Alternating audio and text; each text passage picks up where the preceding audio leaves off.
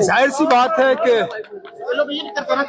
हमने इलेक्शन जीतने के लिए लड़ा था,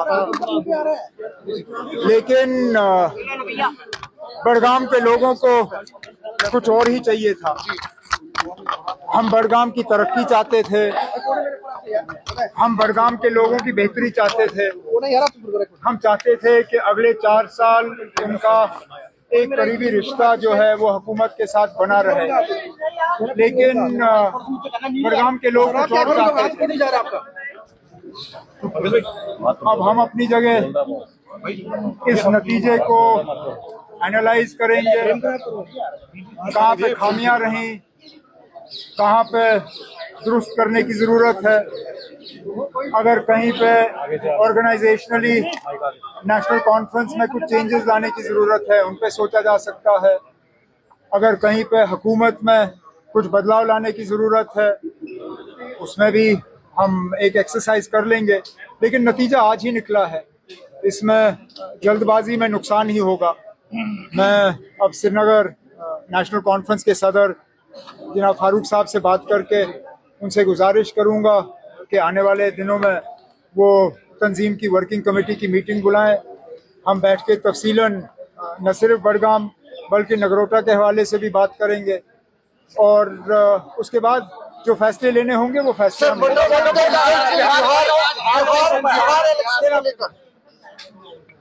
जब मैं बिहार के नतीजे देखता हूं तो अपनी हालत पे मुझे दुख कम होता है,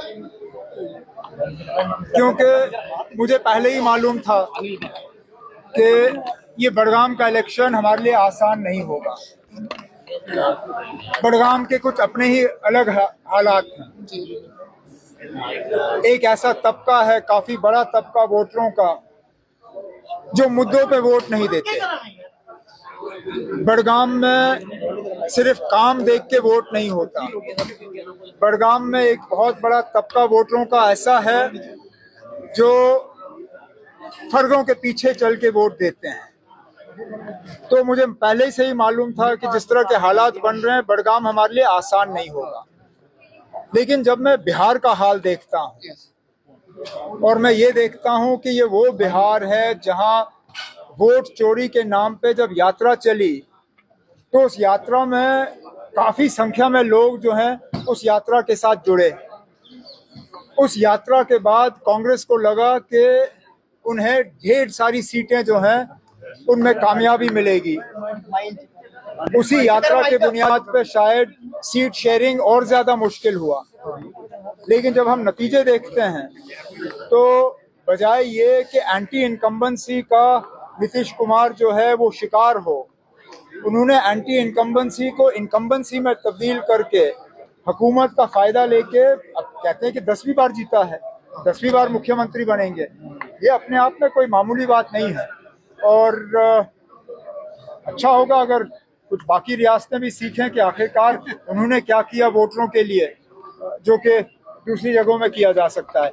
एक चीज तो जरूर देखने को मिलती है कि नीतीश कुमार साहब ने जात और कास्ट को एक तरफ रख के जो महिलाओं के लिए किया, जो औरतों के लिए किया, और जो खसूसी कुछ स्कीमें वहाँ पे महिलाओं के लिए बनी, उसका उनको भरपूर फायदा जरूर मिला। सर, अगर वो लोग कह रहे हैं कि arrogance is a recipe of disaster in Budgam, क्या रिएक्शन आ रहा है?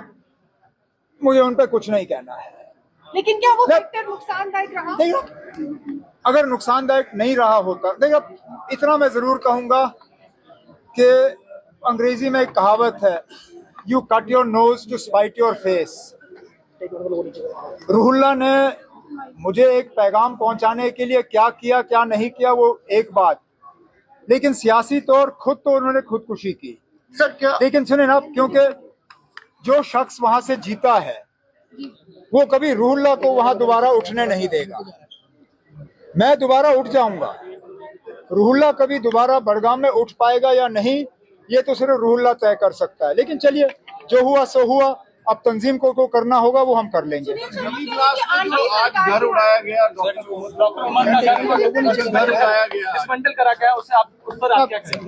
अगर इन चीजों से आतंकवाद रुक जाता तो अभी तो रुक गया होता। आपने पहलगाम के बाद भी कितने गाड़ उड़ाए, रुका ही है। मुझे तो डर इस बात का है कि इन चीजों से नाराजगी और गुस्सा और बढ़ जाता है, लेकिन ये फैसले हमारे हाथ में है नहीं। जो लोग ये फैसले करते हैं उन्हें अपने फैसलों पर गौर करना चाहिए, क्या इन चीजों से वो आतंकवाद रोक पाए या नहीं। मैं भी 6 साल वजीर आला रहा और सिक्योरिटी की जिम्मेदारी मेरी थी। हर साल मिलिटेंसी के हमलों में कमी आई, लेकिन हमें कहीं पे भी इस तरह घर उड़ाने की मजबूरी जो है महसूस नहीं हुई।